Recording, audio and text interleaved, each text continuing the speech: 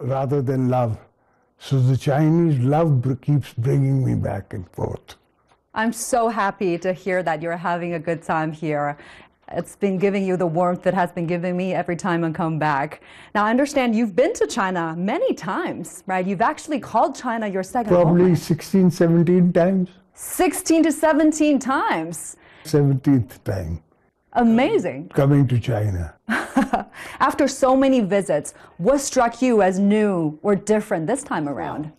Your city has changed completely. In 14 years that last I was here, it has changed completely. Your economy has changed. I see the people happier. I see the people well off, doing well for themselves.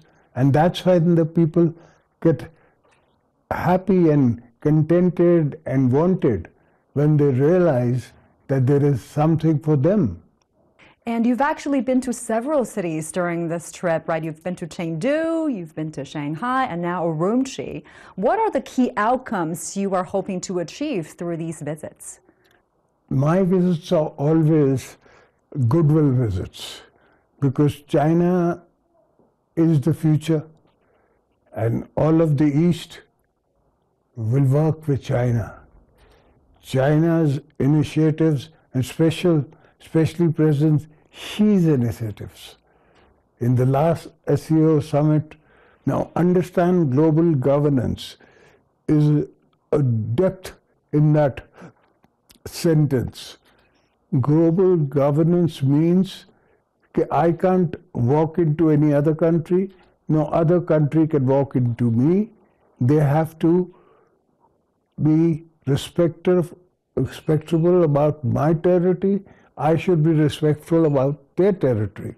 And I bring to China the international goodwill and the Pakistani people's goodwill and the assurance that we stand with China in good times and bad times. It's not that I see China going through a bad time, but even then so, we are there in case needed. It's so good to hear your perspective, Mr. President, about China's recently proposed global governance initiative. Now, talk to us more about it. How do you think, or where do you think Pakistan and China can maybe work together to promote that initiative and contribute to a more equitable and more multipolar world order? We don't need a martial mindset. We need an economical mindset. We need to let the people live and let live. So everybody should allow the space in the world. We have signed an agreement with you for even space technology. So the idea is to be self-sufficient in our agriculture sector where we can know what's going to happen tomorrow. And this I signed in my first presidency also, because your production per acre is much more than mine, all right? Like you, I assume you see it in hectares. So per hectare, your results in the agriculture sector are much better than anyone else's. So we want to be complemented and helped in that sector. Water resources, maximum utilization of water resources. In today's times, we have flood irrigation. That's how we irrigate. Now 1 acre is 4,400 square yards. Now can you imagine when it stands in a flood irrigation, how much water it takes? Hundreds of thousand gallons. But if the same thing was to be given in drip irrigation and better ways of water utilization, it would bring the utility of water to 1/3 for what we are using today. There are lots of potential there for both countries to work on these fronts: water management, disaster prevention, and farm technology. Now, Mr. President, I also want to get your take on the bilateral relations between the two countries. You know, in diplomatic terms, China and Pakistan are known as all-weather, strategic, cooperative partners. All-weather, ironclad brothers But I put it again that we are joint on the hip also.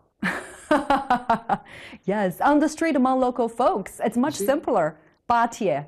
So that's how close we are. And that is an opportunity.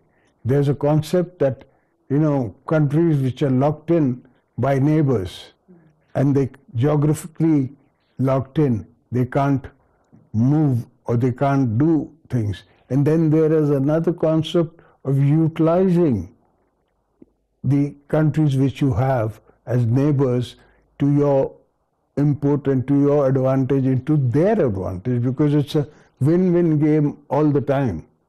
And in a meeting with the President Xi Jinping earlier this year in February, you mentioned China and Pakistan will always be friends. In another meeting, you also mentioned to Foreign Minister Wang Yi that regardless of changing circumstances, Pakistan will always place trust in China. Can you talk to us more about it? Where does that basis come from? How did we forge that conviction? And how is it significant in today's fractured world? Young people have to be taught this and told about this, that how we can be a small country. We were and we are.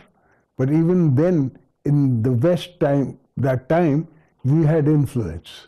The first time Kissinger comes to China, he comes from Pakistan. It was a secret mission, not secret anymore, but he flew to China from Pakistan. So we've always been trying to help Chinese positions.